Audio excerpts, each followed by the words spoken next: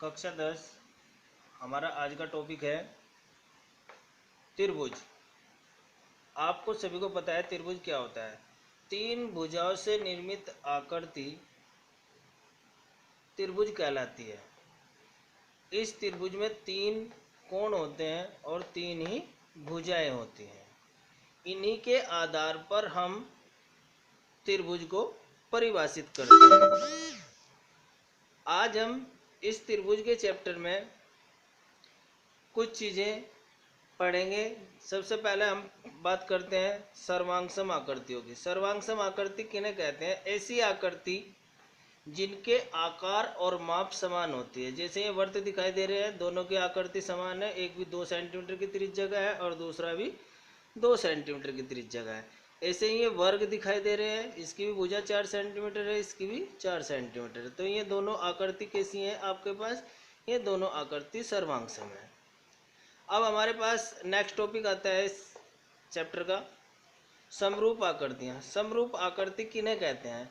समरूप आकृति उन आकृतियों को कहते हैं जिनके आकार तो समान होते हैं लेकिन माप उनकी समान भी हो सकती है और असमान भी हो सकती है। ठीक है, कैसे? जैसे ये आपके पास एक त्रिभुज है, इसके अंदर दूसरा त्रिभुज है, तीसरा त्रिभुज है। तीनों की शेप एक जैसी है लेकिन इनकी माप अलग अलग है। तो ये त्रिभुज कैसे हैं? समरूप है। इसी तरीके से ये वर्त दिया गया है, इसमें वर्त में आपके पास क्या चीज़ें हैं? एक बड़ा है उससे छोटा, लेकिन ये सभी वर्त हैं लेकिन इनकी माप अलग अलग है। तो इससे हमें क्या पता चला? इससे ये पता चला कि सभी आकृतियाँ, कोई आकृति यदि सर्वांगसम है, यदि कोई आकृति सर्वांगसम है तो वो समरूप अवश्य होगी। और यदि कोई आकृति समरूप है तो अवश्य नहीं है कि वो आकृति आपकी सर्वांगसम भी हो। ठीक है, तो इससे क्या पता चला? यदि शेप एक जैसी है सभी की तो वे सभी क्या कहलाते हैं? समरूप कहलाते हैं। यदि शेप एक जैसी होगी तो वे सभी आकृति कैसी कहलाती है? वे सभी आकृति समरूप आकृति कहलाती हैं। ठीक है, चलिए हम इसका अगला टॉपिक पढ़ते हैं। अब हमारा टॉपिक है समानुपात एवं बराबर में क्या अंतर है। समानुपात क्या होता है और बराबर क्या होता है? सबसे पहले बताते हैं हम भुजाओं के पदों में। मान लीजिए हमारे पास एक त्रिभुज ABC है, इसकी प्रत्येक भुजा 2x 2x 2x, इसका एक कोण 2a 3a और 4a। एक है PQR 2y 2y 2y, इसकी 2b भुजा कोण है, ये 3b और ये 4b। तो सबसे पहले हम भुजाओं के आधार पर देखते हैं AB upon PQ। AB upon PQ, AB कितना है जी? 2x और PQ कितना है? 2y। हमने मान यहाँ रखा 2x अपॉन 2y, ये वैल्यू यहाँ से रखी और ये वैल्यू यहाँ से रखी। तो कितना आ गया हमारे पास?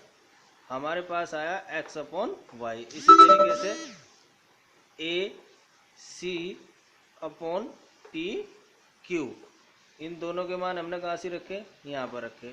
इन दोनों के मान रखने पर भी हमारे पास x अपॉन y आया। और BC अपॉन QR, ये हमने दोनों वैल्यू रखी तब भी ये x अपॉन y ही आया।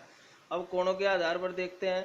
कोणों के आधार पर भी हमारे पास कोण A बराबर कितना है? 2a और कोण P बराबर कितना है? 2b। तो ये भी a अपॉन b आएगा। इसी तरीके से b अपॉन Q भी निकाला, वो भी a अपॉन b ही आया। और C अपॉन R निकाला हमने एंगल, तो ये भी कितना आया? a upon b।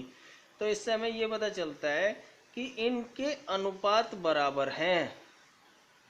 ये भुजा और ये भुजा एक अनुपात में, सारी भुजाएं एक अनुपात में हैं और सभी कोण एक अनुपात में हैं। ये बराबर नहीं है। ठीक है, तो इससे हमें ये पता चला कि भुजाओं के अनुपात और बराबर में क्या अंतर है। बराबर तो ये होता है यदि ये भी 2x होती भुजा और ये भी 2x ही होती, ये 2a होता एंगल और ये भी 2a ही होता, तो ये दोनों क्या होते? बराबर कहलाते। लेकिन अब क्या कहलाते हैं? ये समानुपात में, यानी कि इनका अनुपात सभी का बराबर है, भुजाओं के आधार पर भी और कोणों के आधार पर भी। ठीक है, आज आपने इस चैप्टर में क्या क्या चीज़ पढ़ी है? आपने सबसे पहले तो त्रिभुज के बारे में पढ़ा है। त्रिभुज के बाद में आपने पढ़ा है सर्वांगसम आकृतियाँ क्या होती हैं, समरूप आकृति किसे कहते हैं, समानुपात और बराबर में क्या अंतर है। ठीक है, आप सभी पहले इस वीडियो को देखेंगे। वीडियो देखने के बाद में आपको 6.1 एक्सरसाइज भेज रहे हैं, आप उस सारी एक्सरसाइज को करके देखेंगे। ठीक है, ओके, थैंक यू।